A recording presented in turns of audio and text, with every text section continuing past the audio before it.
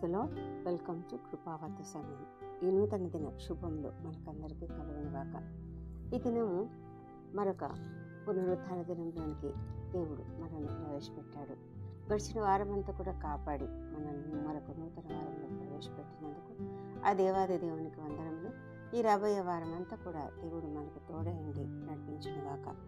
ఈ దినం దేవుడు మనకిచ్చిన కృపావార్త హెబ్రీయులకు రాసిన పత్రిక 11వ అధ్యాయము 6వ వచనము. విశ్వాసం లేకుండా దేవునికి ఇష్టుడై ఉండుట అసాధ్యము. దేవుని యొద్దకు వచ్చువాడు ఆయన ఉన్నాడని, తన్ను వెదుకు వారికి ఫలం దయచేయవాడని నమ్మవలను కదా. దేవుడిచ్చిన కృపావార్తను బట్టి దేవునికి వందనములు. అవును ప్రియమైన వారులారా, విశ్వాసం లేకుండా దేవునికి ఇష్టలమై ఉండలేము. విశ్వాసం లేకపోతే మనము ఏ విధంగా కూడా దేవునికి దగ్గర కాలేము. చాలామంది మన వల్లే అంటే తమకున్నటువంటి తలాంతులను బట్టి చక్కటి పాటలు పాడుతూ ఉండవచ్చు, గొప్ప ప్రసంగాలు చేస్తూ ఉండవచ్చు, చక్కగా ప్రార్థన చేస్తూ ఉండవచ్చు, చక్కగా పరిచర్య చేస్తూ ఉండవచ్చు. కానీ విశ్వాసం లేకపోతే దేవుడు ఆ ప్రార్థనను చూడడు, ఆ పాటలు వినడు, ఆ ప్రసంగాలు వినడు. అదేవిధంగా వాళ్ళ పరిచర్యను కూడా ఆయన అస్సలు లెక్కలోకి తీసుకోడు. మరి విశ్వాసము అనేది ఎంత ప్రాముఖ్యమైనదో విశ్వాసులకు తండ్రి అయినటువంటి అబ్రహాము ద్వారా మనకు తెలుస్తుంది. అవును, అబ్రహాము విశ్వాసులకు తండ్రి. మరి ఆయన ఎందుకు అలాంటి పేరు తెచ్చుకున్నాడు అంటే, అతడు ఏ ఆధారం లేకుండానే దేవుణ్ణి విశ్వసించాడు. అతడు నిరీక్షణకు ఆధారం లేనప్పుడు నిరీక్షణ కలిగి నమ్మాడు. ఎంత గొప్పగా తన శరీరము మృతతుల్యమైనా కూడా, మరి తన భార్య శరీరము గర్భము మృతతుల్యమైనట్టుగా కూడా ఉన్నప్పటికీ కూడా అతడు దేవుని మహిమపరిచాడు. ఆయన వాగ్దానమును గురించి సందేహించలేదు. అతడు దేవుడు వాగ్దానం చేసిన దానిని నెరవేర్చుటకు సమర్థుడు అని రూఢిగా విశ్వసించాడు. అందుకే అది అతనికి నీతిగా ఎంచబడింది. మరి అబ్రహాము విశ్వసించినప్పుడు అతడు ఏమైనా సున్నతి పొందాడా? లేదు. అతడు బలులు అర్పించాడా? లేదు. అతడు ఏదైనా గొప్ప పనులు చేశాడా? ధర్మశాస్త్రం ఉన్నదా? అవన్నీ కూడా ఏమీ లేవు. అయినప్పటికీ కూడా అతని యొక్క విశ్వాసం వల్లనే, కేవలం విశ్వాసం వల్లనే అతడు రక్షణ పొందుకున్నాడు. దేవుడు అతని విశ్వాసాన్ని చూశాడు కాబట్టి దేవుడు అతనిని విశ్వాసులకు తండ్రిగా చేశాడు. అతడు విశ్వాస మూలంగా నీతిమంతుడుగా తీర్చబడ్డాడు. అబ్రహాం ఏమైనా పర్ఫెక్ట్గా ఉన్న మనిషా? అతడు ఏమన్నా ఈ లోకంలో జీవించినప్పుడు చాలా మంచివాడుగా, అంటే ఏ తప్పులు చేయకుండా ఉన్నాడా అంటే లేదు. అతడు కూడా చాలా తప్పులు చేశాడు.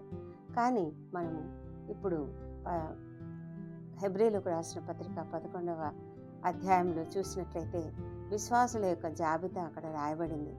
కానీ ఎక్కడైనా కూడా అబ్రహాం ఇలాంటి పొరపాట్లు చేశాడు, దావీదు ఇలాంటి పొరపాట్లు చేశాడు, లేకపోతే సంసోన్ ఇలాంటి పొరపాట్లు చేశాడు, ఇలా రకరకాల ఎంతమంది ఉన్నారు కదా అక్కడ. యాకోబు గురించి, ఇస్సాకు గురించి, నోవహు గురించి, అందరి గురించి ఉంది. అయితే వాళ్ళ యొక్క తప్పులు ఒప్పులను ఎత్తి చూపాడా దేవుడు? లేదు. ప్రతి ఒక్కరి విశ్వాసాన్ని దేవుడు చూస్తున్నాడు. అబ్రహాం యొక్క పొరపాట్లను నూతన నిబంధనలో ఎక్కడ కూడా రాసి ఎత్తి చూపించలేదు. కేవలం అతని విశ్వాసాన్నే చూపిస్తూ మనకందరికీ ఒక మాదిరిగా దేవుడు అతనిని చూపించాడు. మనము స్వనీతి కలిగి ఉంటే ఆయన మన స్వనీతిని బట్టి మనల్ని చూడడు. మనము విశ్వాసంతో నోటితో ఒప్పుకోవాలి. ఆయన పట్ల విశ్వాసాన్ని మనము ఒప్పుకోవాలి. మనకు విశ్వాసం అనేది ఒక బహుమానంగా ఇవ్వబడింది. మరి మనము ఎట్లా శ్వాసిస్తామో అదేవిధంగా మనకు విశ్వాసం కూడా మన హృదయంలో ఉంటుంది. ఎలాంటి వాళ్ళైనా సరే ఏదో ఒక విశ్వాసం అయితే ఉంటుంది. ఏదో ఒక రకంగా ఏదో ఒక దాని మీద వాళ్ళు విశ్వాసం కలిగి ఉంటారు. ఎవరైతే మరి దేవుణ్ణి విశ్వసించకుండా ఉన్నారు అంటే వాళ్ళు విశ్వాసం చూపించటం లేదు, కావాలనే చూపించటం లేదు, వాళ్ళు బిగబట్టుకున్నారేమో అనిపిస్తుంది. విశ్వాసం అనే బహుమానం ప్రతి ఒక్కరికి ఉంది. అయితే దానిని మనము చూపించాలి, వినియోగించాలి. మనం ఎప్పుడు రక్షణ పొందుకుంటామంటే రోమీలకు రాసిన పత్రిక 10వ అధ్యాయము 8వ వచనం నుంచి మనం చూసినట్లయితే, వాక్యము నీ యొద్దను, నీ నోటను, నీ హృదయంలోనూ ఉన్నది. 9వ వచనంలో, యేసు ప్రభు అని నీ నోటితో ఒప్పుకొని దేవుడు మృతులలో నుండి ఆయనను లేపెనని నీ హృదయమందు విశ్వసించిన యెడల నీవు రక్షింపబడుదువు. ఏలైనగా నీతి కలుగునట్లు మనుష్యుడు హృదయంలో విశ్వసించును, రక్షణ కలుగునట్లు నోటితో ఒప్పుకొనును అని వాక్యంలో రాయబడి ఉన్నది. మరి అలాంటి విశ్వాసం మనం కలిగి ఉండాలంటే మనం తప్పకుండా నోటితో ఒప్పుకోవాలి. మన హృదయంలో విశ్వాసం అనేది తప్పకుండా ఉంది. మనం విశ్వసించాలి, మనము హృదయమందు విశ్వసించాలి, నోటితో ఒప్పుకోవాలి. మరి మనము అబ్రహాములాగా గొప్ప విశ్వాసము కలిగి ఉండాలి అంటే మనం ఏం చేయాలి? మరి ఒక వ్యక్తి ఎవరంటే ఒక దైవభక్తుడు రియల్ మూడీ గారు. ఆయన నాకు గొప్ప విశ్వాసం కావాలి, నా విశ్వాసం అధికం చేయి ప్రభు అని రోజు ప్రార్థన చేసేవాడంట. అయితే ఒక దినము అతడు వాక్యం చదువుతూ ఉండగా అతనికి ఒక వాక్యం కనిపించింది. ఏంటంటే వినుట వలన విశ్వాసము కలుగును అని. కాబట్టి అతడు అప్పటి నుంచి విశ్వాసము వినుట వలన కలుగుతుంది కదా, మరి ఎలా విశ్వసిస్తాము, మనం ఎలా వినగలము అంటే అతడు వాక్యము చదవడం మొదలుపెట్టాడంట. నిజమే కదా, మనం చదివేటప్పుడు అది మన చెవిలో వినబడుతుంది. అందుకే చాలామంది సేవకులు ఏం చెప్తారంటే గట్టిగా చదవమంటారు వాక్యం. ఎందుకంటే మనం గట్టిగా చదివినప్పుడు ఆ వాక్యం మన చెవులలోకి వినబడుతుంది. ఆ విధంగా వాక్యము వినడం వలన, అంటే ఎవరో చెప్పిన వాక్యం అని కాదు, మన బైబిల్ గ్రంథం చదివేటప్పుడు మనము ఆ చదివే వాక్యాన్ని మనం గట్టిగా చదివితే ఆ వాక్యం మన చెవులలో వినబడుతుంది. ఆ విధంగా వినుట వలన విశ్వాసం కలుగును. ఎప్పుడైతే మనము పదే పదే వాక్యం చదువుతూ ఉంటామో దేవుడు మనకు జ్ఞానం ఇస్తాడు, పరిశుద్ధాత్ముడు మనలో జ్ఞానం కలిగిస్తాడు. కాబట్టి మనలో విశ్వాసం అధికమవుతుంది. ఆ విశ్వాసం ద్వారా మనము దేవుని ఒప్పుకోవడం మాత్రమే కాదు, ఇతరులకు కూడా దేవుని గురించి చెప్పగలుగుతాము. అబ్రహాము నీతిమంతుడు, అతడు విశ్వాసం చూపించాడు. కాబట్టి దేవుడు ఆశీర్వదించాడు. ఎలా అంటే అతన్ని గొప్ప జనంగా చేసి ఆశీర్వదిస్తానని చెప్పాడు. నీవు జనాలకు ఆశీర్వాదంగా ఉంటావు అని కూడా ఆయన చెప్పాడు. భూమి యొక్క సమస్త వంశములు నీ యందు ఆశీర్వదింపబడును అని. మనము విశ్వాసం కలిగి ఉన్నట్లయితే మనము మాత్రమే కాదు, నీవు మాత్రమే కాదు, నీ కుటుంబము, నీ పిల్లలు, నీతో పాటు నువ్వు ఎక్కడ పని చేస్తున్నావో అక్కడ ఉన్నటువంటి ప్రజలు, నీ సహా ఉద్యోగులు, ఒకవేళ ఒక స్టూడెంట్ అయితే నీతో పాటు ఉన్నటువంటి స్టూడెంట్స్, ఇంకా మరి మన స్నేహితులు, మన ప్రియమైన బంధువులు, ప్రతి ఒక్కరు కూడా ఆశీర్వదించబడతారు. మనమందరికీ కూడా ఆశీర్వాదాన్ని ఇచ్చేవారుగా ఉంటాము. ఒకవేళ మన జీవితాలలో అనేక మార్లు సడన్గా తుఫానుల వంటివి వస్తూ ఉంటాయి. అయితే ప్రతి తుఫానులో కూడా మనం విశ్వాసం కలిగిన వారమై ఉంటే ఆ తుఫానులో దేవుడు మనకు తోడుగా ఉంటాడు. ఎలాంటి కష్టంలైనా శ్రమలైనా మనకు తోడుగా ఉంటాడు. మరి ఒక పెద్ద తుఫాను వచ్చింది, శిష్యులు ఉన్నారు, యేసయ్య కూడా ఆ దోణిలో ఉన్నాడు. మరి యేసయ్య ఆ దోణిలో ఉన్నాడు కాబట్టి వారికి ఏమీ కాలేదు. మరి ఆ దోణిలో యేసయ్య ఉంటే ఎంత తుఫానైనా కూడా మనము ఎదుర్కోగలము. అలాంటి తుఫానులు ఎన్ని వచ్చినా వాటన్నిటిని కూడా ఎదుర్కోవడానికి మనం సిద్ధంగా ఉంటాము. అంతేకాదు, ఆవలి గట్టుకు తప్పకుండా చేరుతాము, గమ్యానికి తప్పకుండా చేరుతాము. అందుకే మనము ఒకవేళ శ్రమ వచ్చినా, బాధ వచ్చినా, ఇబ్బందులు వచ్చినా విశ్వాసం ఉంటే వాటినన్నిటిని ఎదుర్కొంటాము. విశ్వాసము ఉన్నటువంటి వాళ్లకు శ్రమలు రాకుండా ఉంటాయా? తప్పకుండా వస్తాయి. రక్షణ పొందిన వాళ్లకు శ్రమలు రాకుండా ఉంటాయా అంటే తప్పకుండా వస్తాయి. లోకములో మీకు శ్రమ కలుగును అని ప్రభువైన యేసయ్యనే చెప్పాడు. అయితే దేవుడు ఈ లోకంలో వచ్చే ఆ శ్రమలన్నిటిని కూడా ముందుగానే జయించాడు.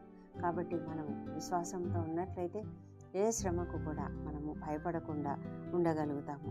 యేసయ్య మన దోణిలో ఉంటే ఏ తుఫాన్ అయినా కూడా మనల్ని ఏమీ చేయలేదు. మనము ఒక మంచి క్రైస్తవుడిగా ఉన్నట్లయితే తప్పకుండా శ్రమలు వస్తాయి. అయితే మనకు ఆ తుఫానులో యేసయ్య ఉన్నాడు, మన జీవితంలో ఉన్నాడు. కాబట్టి ఆయన మనకు గొప్ప సమాధానం ఇస్తాడు. మనం దానిని సాధన చేయాలి. మన కష్టంలో ఉన్నప్పుడు, ఇబ్బందుల్లో ఉన్నప్పుడు నెగటివ్ థాట్స్ మనలోనికి రాకుండా మనము తప్పకుండా ఒక సాధన చేయాలి. ఏంటంటే, దేవుడు నాతో ఉన్నాడు, యేసయ్య నాతో ఉన్నాడు, నాకు సహాయకుడుగా ఉన్నాడు, నాకు తోడుగా ఉన్నాడు. షద్రకు, మేషకు, అబేద్నెగోలకు తోడుగా ఉన్నట్లు నాకు కూడా ఉన్నాడు. దానియేలుకు తోడుగా ఉన్నట్లు నాకు కూడా ఉన్నాడు. యోసేపుకు తోడుగా ఉన్నట్లు నాకు కూడా ఉన్నాడు. నాతో ఉన్నాడు దేవుడు అని ఒక సాధన చేయడం ద్వారా మనము ఆ గొప్ప నిరీక్షణను పొందుకోగలుగుతాము, ధైర్యం పొందుకోగలుగుతాము. మన అంతరంగం ఒకవేళ మనల్ని నెగటివ్ థాట్స్లోకి తీసుకువెళ్తూ ఉండవచ్చు, కానీ వాటినన్నిటిని కూడా లెక్క చేయకుండా విశ్వాసంతో మనము దేవుని సన్నిధిని కలిగి ఉండాలి. దేవుడు మనతో ఉన్నాడు అన్న విశ్వాసం కలిగి ఉండాలి. అప్పుడు మనము ఎలాంటి తుఫానునైనా ఎదుర్కోగలుగుతాము. అంతేకాదు, యేసయ్య మనతో ఉంటే మనలోని భయాన్ని వెళ్ళగొడతాడు. మనలో అసలు భయం అనేదే ఉండదు. ఏ శ్రమకు కూడా మనము భయపడము. ఎంత గొప్ప సంగతి కదా! దేవుడు మనతో ఉన్నాడంటే మనము ఎటువంటి పరిస్థితుల్లో కూడా మనం భయపడకుండా ముందుకు సాగగలము. దేవుని ఆరాధించడానికి, దేవుని స్తుతించడానికి ఇంతకంటే గొప్ప అవకాశం మనకేమున్నది?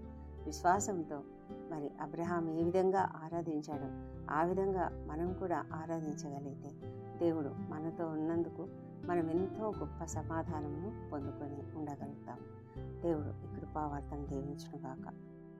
పరిశుద్ధమైన మా ప్రియ పరలోకపు తండ్రి, నీకు వందనములు, స్తోత్రములు తండ్రి.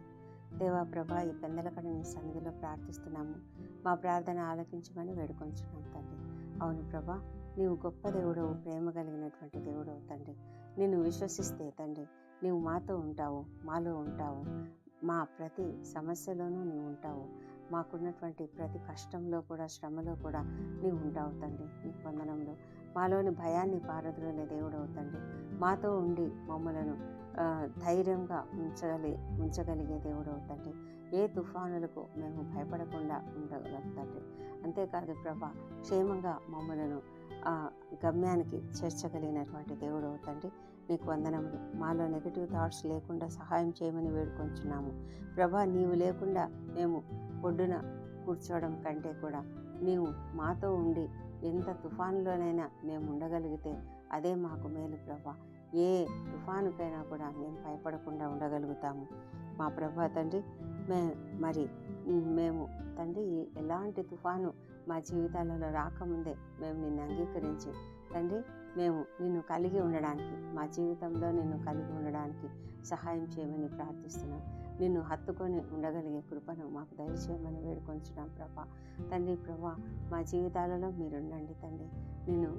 నిన్ను మా జీవితంలోకి ఆహ్వానిస్తున్నాము. మాతో ఉండమని, మా హృదయాలలో ఉండమని ప్రార్థిస్తున్నాము మా ప్రభా తండ్రి. ఈ పెందలకడ మా ప్రార్థనలు ఆలకిస్తున్నందుకు వందనములు. మా అపరాధములను క్షమించండి. ఇతరులు మాడేలా చేసిన అపరాధములను మేము కూడా క్షమిస్తున్నాము మా ప్రభా తండ్రి. ఈ పునరుత్థాన దినమున అందరూ నాయన కుటుంబాలుగా చేరి నిన్ను ఆరాధిస్తుండగా తండ్రి, మందిరాలలో ఆరాధనలు జరుగుతుండగా మీరు తోడుగా ఉండండి. ప్రతి ఒక్కరిలో మీరుండమని ప్రభా, ప్రతి ఒక్కరికి కావాల్సిన చక్కటి ఆదరణను మీరు అనుగ్రహించమని ప్రార్థిస్తున్నాము. ఎవరెవరు ఏ సమస్యలతో నీ సన్నిధిలోకి వచ్చారో, ఎవరెవరు ఎలాంటి ఇబ్బందులతో నీ సన్నిధికి వచ్చారో, అనారోగ్యంతో, దుఃఖంతో, బాధతో, వేదనతో నీ సన్నిధికి వచ్చారేమో తండ్రి, తమ హృదయాలను నీ సన్నిధిలో కుమ్మరించుకుంటున్నారేమో, ప్రతి ఒక్కరి హృదయ వేదనను మీరు చూసి వారికి తప్పకుండా కావలసిన ఆదరణను అనుగ్రహించమని ప్రార్థిస్తున్నాం ప్రభా. ఎంతోమంది తండ్రి ఆత్మీయులను కోల్పోయి దుఃఖంలో ఉన్నారేమో తండ్రి, అలాంటి వారికి ఆదరణ దయచేయమని వేడుకొంచున్నాము మా ప్రభా తండ్రి. నీవు దయగల దేవుడవు, కృపగలిగిన దేవుడవు ప్రభా. ప్రతి విషయంలో మాకు సహాయం చేస్తున్నటువంటి దేవుడవు. నీ సేవకులను ఆశీర్వదించండి ప్రభా ప్రపంచమంతటా నీ యొక్క వాక్యము ఈ దినం ప్రకటించబడుతుండగా ప్రభా మీ యొక్క వాక్యము అద్భుతంగా పనిచేసి ప్రతి ఒక్కరిని నీ వైపునకు ఆకర్షించులాగున సహాయం చేయమని ప్రార్థిస్తున్నాం తండ్రి. దేవా ప్రభా మరి ఎవరెవరైతే నాయన మారుమూల ప్రాంతాలలో పల్లెటూర్లలో తండ్రి ఎలాంటి సౌకర్యాలు లేనటువంటి ప్రాంతాలలో పనిచేస్తున్నారు, సేవకులుగా ఉంటున్నారు, అలాంటి వారిని దీవించి వారి హృదయాలను వారి కుటుంబాలను మీరు ఆశీర్వదించి నడిపించమని ప్రార్థిస్తున్నాం తండ్రి. ప్రభా తండ్రి నీ యొక్క వాక్యం ఎంతో శక్తివంతమైనది తండ్రి.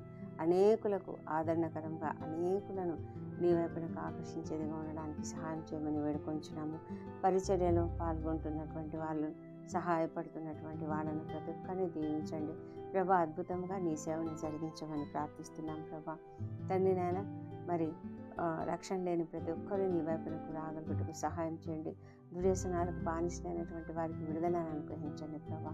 తండ్రి వివాహ ప్రయత్నంలో కొరకు మా ప్రభా సంతానం కొరకు ప్రార్థిస్తున్న ప్రతి ఒక్కరికి తప్పకుండా నాయన వారు అడిగినది అనుగ్రహించమని వేడుకొంచున్నాము. ఆశపడు ప్రాణంను తృప్తిపరిచే దేవుడు మీరు మా తండ్రి దేవా.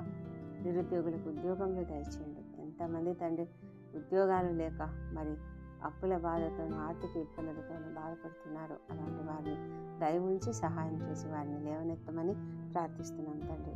మా తండ్రి దేవ అనారోగ్యంతో బాధపడుతున్న వారికి స్వస్థత అనుగ్రహించండి. మరి అనేకమైనటువంటి బాధాకరమైనటువంటి వేదనకరమైనటువంటి వ్యాధులతో బాధపడుతున్న వారికి స్వస్థత అనుగ్రహించండి. అనేక ప్రొసీజర్స్ కూడా వెళ్తున్నటువంటి వారికి కావాల్సిన శక్తిని బలంను అనుగ్రహించి త్వరగా వాటి నుంచి బయటికి రావడానికి సహాయం చేయండి ప్రభా. ఐసీయూలో ఉన్న వాళ్ళను క్రిటికల్ కండిషన్స్లో ఉన్న వాళ్ళని లేవనెత్తమని ప్రార్థిస్తున్నాము మా తండ్రి. గర్భిణీ స్త్రీలను ఆశ్రయించి వారికి సుఖమైన ప్రసవం అనుగ్రహించమని ప్రార్థిస్తున్నాం తండ్రి. మా తండ్రి దేవ ప్రపంచం అంతటా శాంతి సమాధానం అనుగ్రహించండి. కుటుంబాలలో ఐక్యతను అనుగ్రహించండి ప్రభా. విడిపోయిన భార్యాభర్తలు కలుసుకునేలాగున సహాయం చేయండి తండ్రి. మనస్పర్ధలను తొలగించండి దేవా ప్రభా. సాతానుడు అధికంగా నాయన కుటుంబాలపై దాడి చేస్తుండగా తండ్రి ఆ పరిస్థితి నుంచి ప్రతి ఒక్కరికి విడుదల దయచేయమని యేసు నామములో తండ్రి ప్రతి సాతాను శక్తులను యేసులో బంధిస్తున్నాం. సహాయం చేయండి తండ్రి.